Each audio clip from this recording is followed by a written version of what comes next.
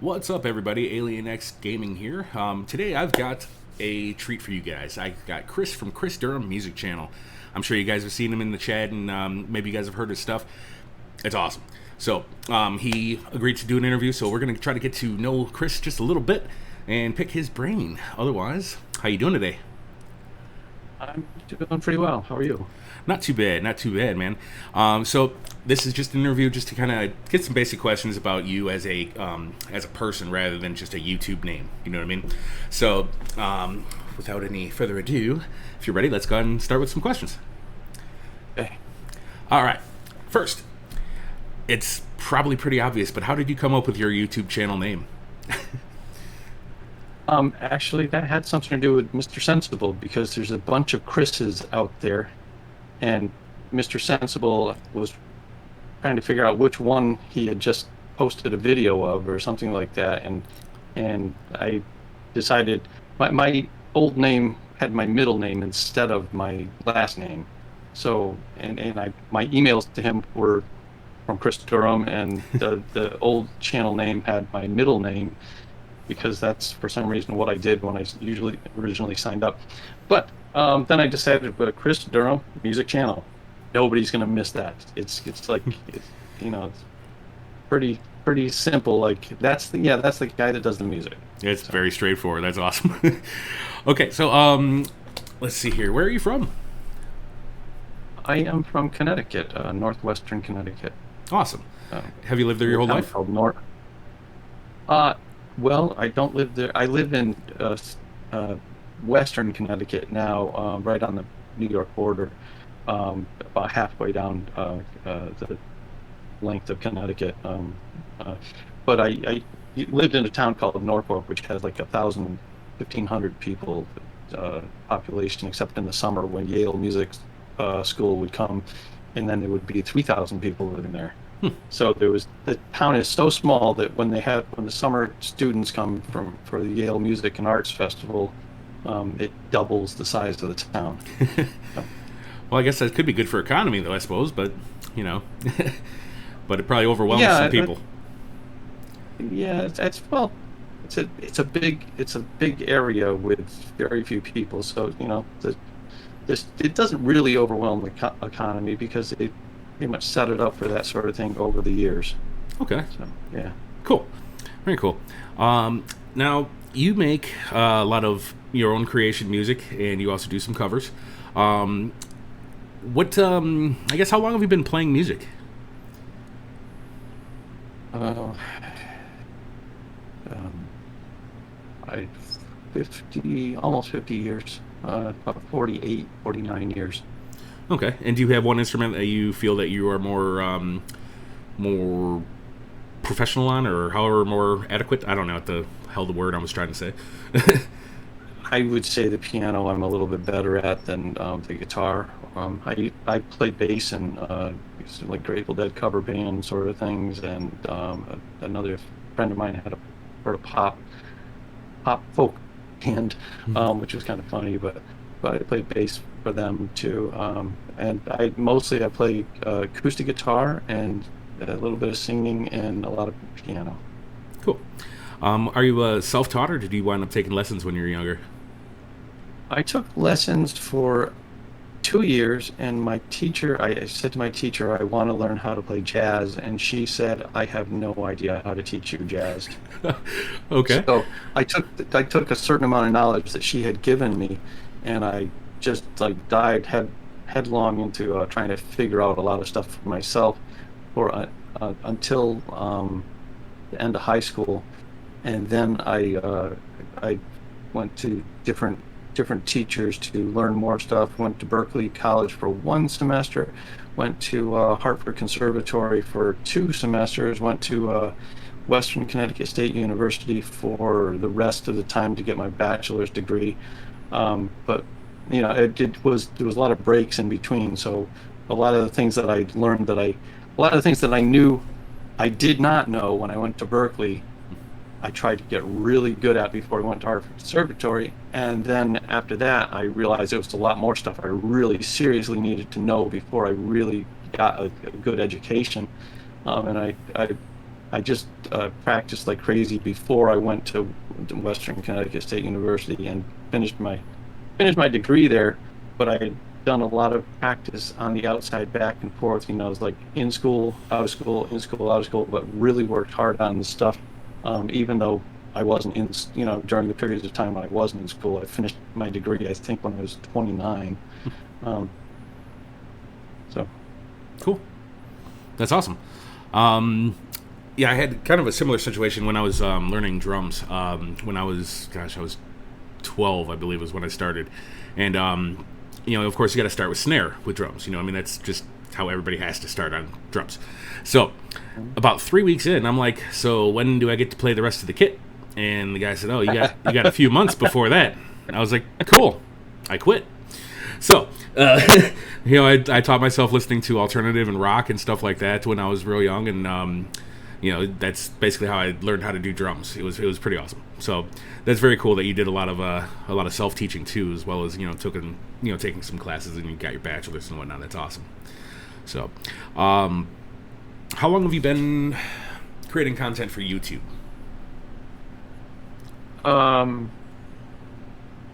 I think my YouTube channel started in like 2012, but I'm not sure. I didn't put out a lot of stuff.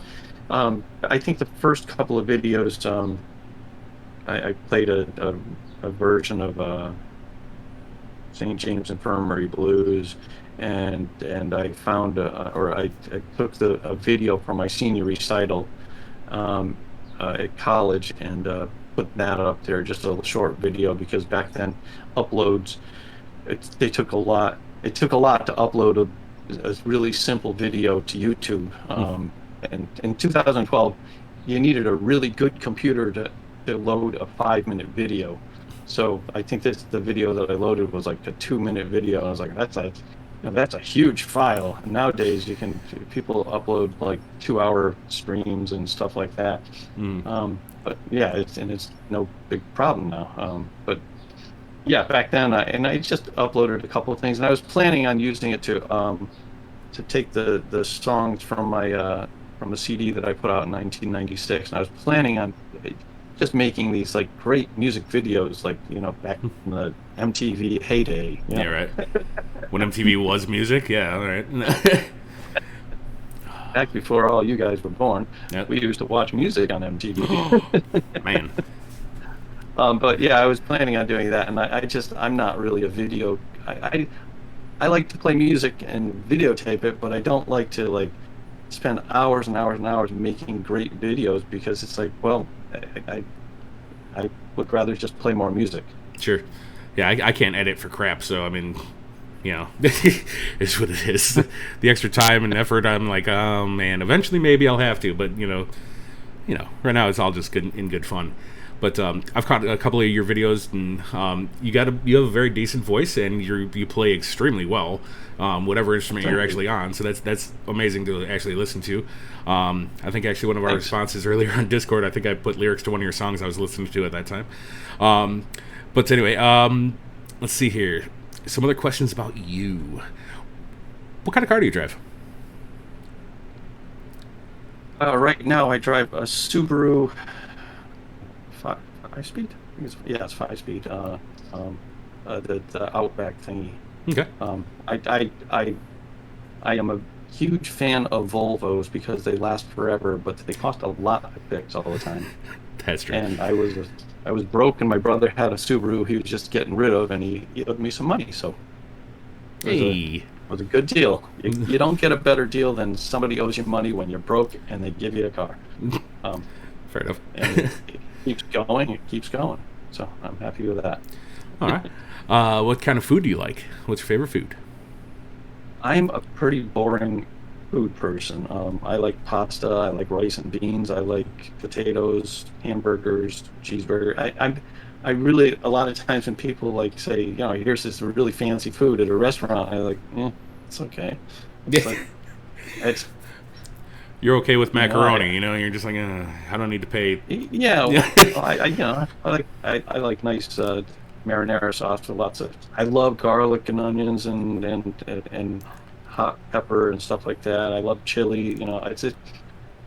I'm not.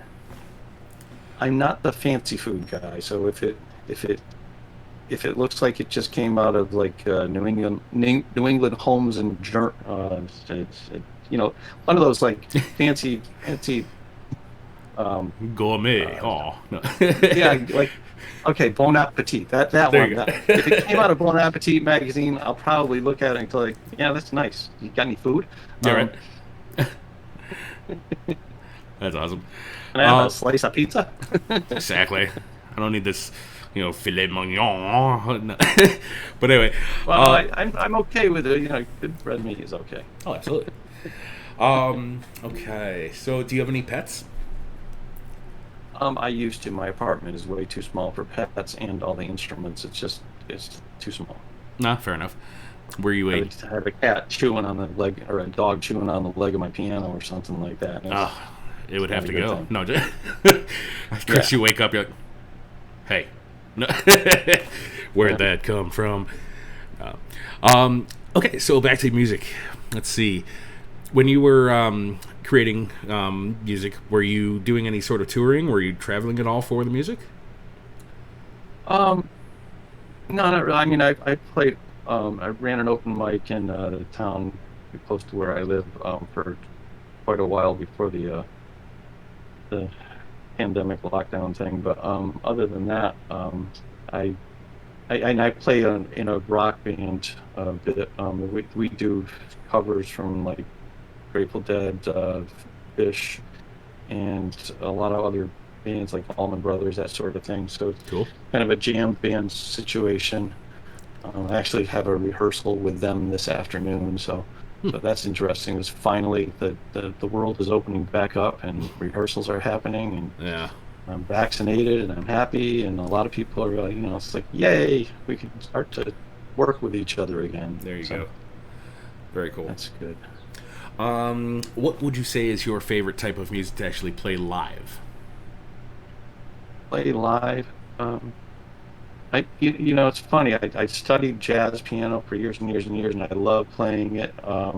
And I love playing in the sort of jam band sort of situation. But my favorite type to play live is probably just me strumming an acoustic guitar with two other people singing and doing like Crosby, Stills, and Nash harmonies. There's something about singing with two people singing in harmony with you at the same time that is just absolutely phenomenal. Yep. Um, all Yep. the all the all the great chords in the world from jazz and all the like jam grooviness of a jam band. It just There's that next step up, which is just like three people singing in harmony. It's just like it's phenomenal. So Yes, it does make a great feeling, especially when playing in front of other people. Man, awesome. So, let's see here. Was there ever a time that you were playing live that you messed up? all the time. Like big time. Like I mean, like you're like, oh, Nikes, you know? Well, you know, if you've been playing long enough, then even the worst disaster, you can turn it into something that it's kind of like that. He was it Pee Wee Herman or whatever. It's like I meant to do that. Mm-hmm. I mean, if you do it long enough, if you do it long enough, you get to the point where when you do make a mistake, you just roll with it, and You it's keep part of the going. show. And Absolutely. I was like, hey, check what I just did. You Uh hear that? huh. That Threw was that little pretty accent awesome, in huh? there. That did that on purpose. Yeah. No. That's awesome.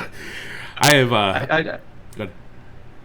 sorry, go ahead. No, I was gonna say I've played a lot of live shows and like I've thrown sticks. Okay, and that is some of the worst stuff to try to recover from, especially when you're following the stick as it hits somebody in the face in the audience. You're just like, oh shit, my bad. And you're so like I'm trying to grab another thing and I'm going back to town, but man. And then of course I got kind of giggly because I wasn't I was a little inebriated at the time, but so it was a good time. But I love playing live. I'm sure you do as well. Yeah, yeah. You also do lessons, is that correct? Yes, I do. Do you do lessons for the public, or is this all personal people that you know?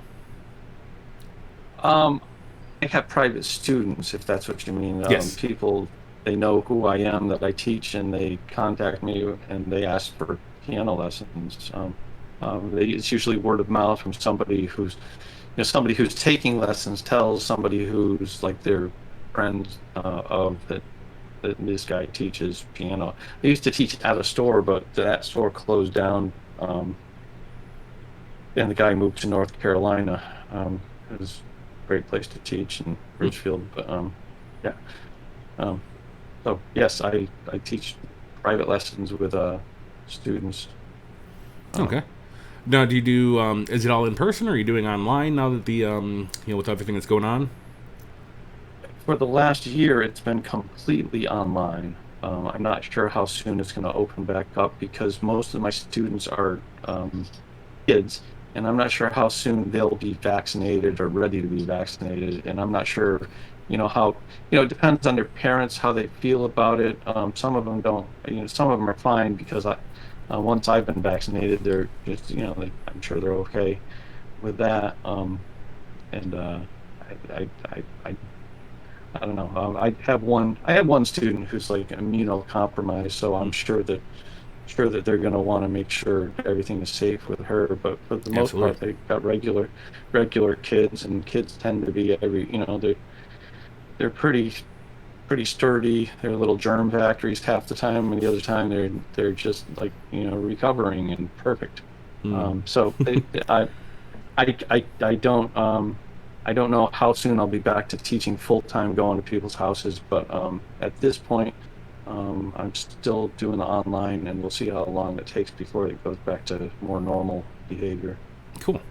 Now, have you done any like recorded lessons that you say put on your channel that people could have access to, or is this all just straightforward online, you and one-on-one individual?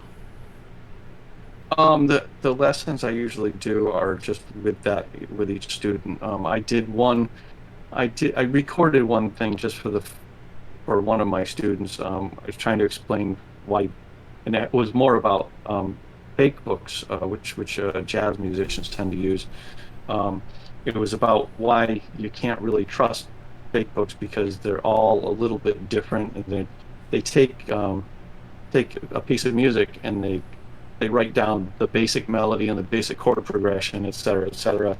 And this particular thing I did was a Thelonious Monk song called "Well You Needn't," and I just explained that I have three different fake books, and every one of them is slightly different. And one of them actually comes pretty close to the actual recording, but I just was basically the lesson that I was trying to give there was that you can't really trust fake books to be like 100% accurate.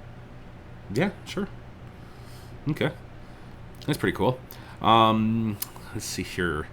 So, do you currently have like a full-time normal job, or is music all you're doing?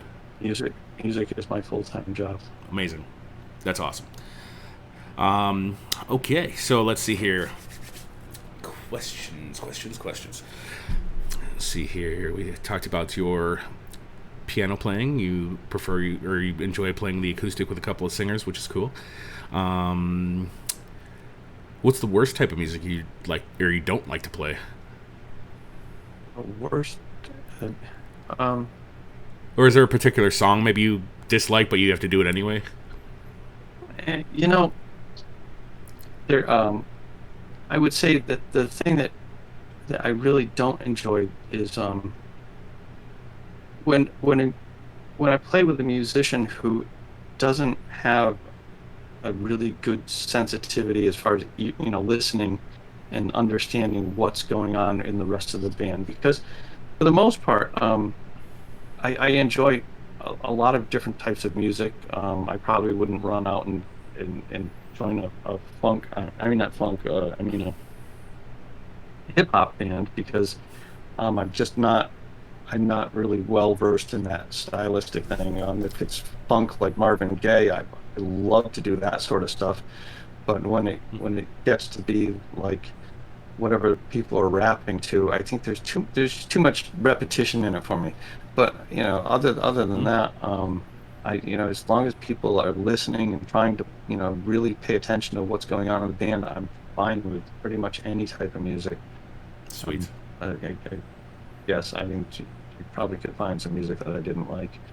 I wouldn't join a Celine Dion cover band. Oh, come on. I, My heart will go on. No, I'm just kidding.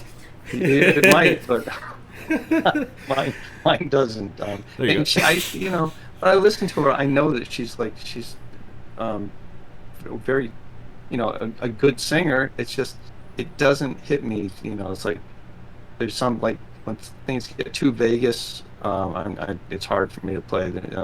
Sometimes when the music is too loud, I'm not really all that happy. A speed metal band probably wouldn't work with me. You know, it's hard to really be expressive on the piano when the bass drum is going.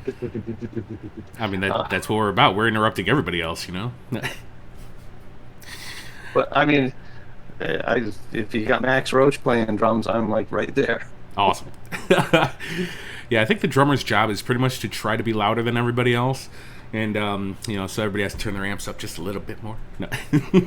I don't know. I used to beat the hell out of my drums. Like, I mean, I would crack cymbals. I mean, it was bad. And, like, just, like, the money I had to spend on all this crud. Because, like, I've got Yeah. I've got a 6-piece Pearl Export series from 2001. Okay, it's a red Pearl. It's beautiful. I've got, I think, 7 crash cymbals, Mhm. 2 splashes, a China, and a ride, and hi-hat, obviously. And, so breaking cymbals is a costly affair. So, Yeah, it's like a good cymbal sometimes can be a couple $100, oh right? yeah, a decent cymbal is anywhere from 250 and higher. So it's a good time. Yeah. But, you know, Yeah, I think I got some used hi-hat cymbals for like about 110. mm, They're nice cymbals, but they were used and they were from my friend who ran the store. So mm, I think I might have got a halfway decent deal just because it was my friend selling it to me and had an employee discount because I was working at the store. But it's I never even I bought them just so I have a hi-hat just in case a drummer ever shows up at my house and wants to record some music. At least I have a hi-hat and a snare. Um, yeah, and really, that's the beat I keepers, man. yeah, and I think if you had a hi-hat and a snare and the guy brought a bass drum pedal, the Beatles did some recordings where they just had the bass drum pedal hitting a cardboard box sometimes, just because your recording techniques can make certain things just sound amazing. Um, Mm, I the only time I ever recorded my snare drum, I did it with my fingertips on the snare drum surface and used a what do you call it, a condenser microphone, and it sounds like somebody's playing the drums.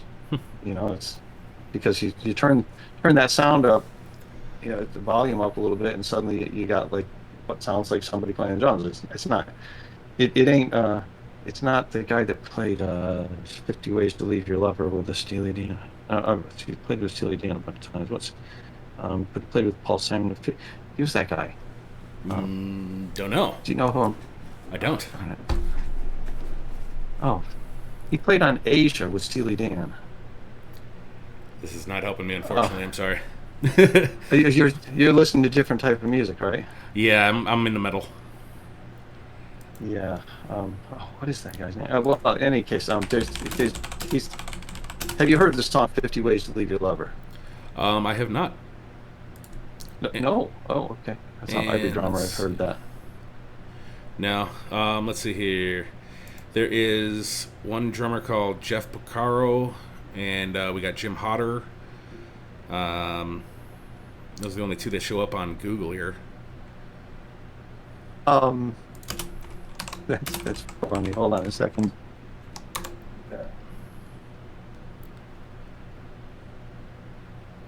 Is it Steve Gadd? Hold on. I think you just said the right name, but now I have to check just to be sure. I think you're right, Steve Gadd. That doesn't help me because I can barely see. Get a microscope here. Yes, I see AHA on the back of your CD case there, and then 50 Ways. So, according to Google, on that album, it was Steve Gadd. Okay, Steve Gadd. Yes, that's who I thought it was, and then And I got confused. I mean, it's not right. When you first said it, it's like, yeah, I think that's right. Yes, Steve Gadd is just like a very subtle, an amazing drummer. Hmm. It's just a very, very amazing drummer. Sure. So, Let's see here. yeah. Do you have a favorite brand of instruments that you like? Are you into like Fenders or Sony, and what kind of what do you prefer? As for mics, I like AKG, but I'm not sure if there's probably some better ones. Like I think Neumann's are nice, but um, um, I if I had the money, I would probably buy a brand new Steinway Grand, but that takes a few dollars. Oh, that's And I do have a very nice Martin guitar. I'm happy with that. But I'm other than that, I the keyboard is a Roland, but yeah, they're the Yamahas and the Kawai or wow, Borg. There's a bunch of different brand names. But my Roland, I'm happy with it because it gives me a good sounds like a piano sort of thing. we talked a lot about your music, and we talked a lot about you. So hopefully people have gotten some information that lets them a little bit more about you. So that's kind of cool. And it's also my understanding that you've made a lot of like professional CDs out there, correct? Not a lot, but I have one CD that I did with cdbaby.com and several singles, Okay. and they are available if you go to iTunes. Look for Chris Durham. Just Chris Durham. It's no Chris Durham Music Channel there. It's just Chris Durham. And the name of the album was Words and Music, and it has songs like Baby It's Alright, Simple Minded Fool. Singles include, I should know the names of my songs. Who's That Knockin', Like a Mad Cow in a Floral Print Dress, which is a very serious song that everybody should take as a definite serious history of life as we know it. On My Way, I think, is a song. Yeah, On My Way is a song. I have to remember the titles. On My Way is a song I did a altered tuning on the guitar, and I was trying to sort of capture the Led Zeppelin acoustic sound, and didn't realize that I was also in the process trying to capture Bert Jansch's open tuning sort of playing, and he was the guy that influenced Jimmy Page with some of that acoustic stuff on Led Zeppelin 3. It basically, just on iTunes and Spotify, you can find my music. If you just look up Chris Durham, and I will send you a link to it. You can put it in when you do your video. All right. So yeah, if there's anything else you'd like to talk about real quick, anything that you've got upcoming or anything, otherwise I will put any descriptions that you send me into, or any links in the description, so people can check that out, and of course your website and all that stuff like that. So yeah, is there anything you got coming up that we should be looking forward to? Not that I can think of, just more of the same. That's cool. I'm Hey. hoping to get back into doing some playing in public again. I got a gig coming up next week, so that's exciting. But Awesome. other than that, I'm just keeping doing the same stuff, and I usually try to put out a video on Mondays and one on Thursdays. I'm hoping that today is a very busy day. I can get one out tomorrow, and because we're pre-taping this, just in case people are wondering why Monday is tomorrow. So, yeah. Other than just the videos that I try to put out every week, and I hopefully I have a couple of projects I'm doing. Hopefully, doing some music for some other people's channels, and that's in the process. But let's wait until I actually produce the music before I start bragging about it. No worries. So other than that, I'm just trying to make more music each day. Awesome. Thank you very much for coming in and doing this. I really do appreciate you taking the time. I know you've got a lot of stuff going on today, so I really do appreciate it. And I hope the watchers are, appreciating it as well.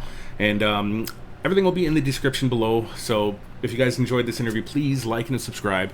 Leave a comment, whatever feeds the YouTube algorithm bullshit. Otherwise, thanks again, Chris, and we'll be seeing you around, man. Thank you. Bye.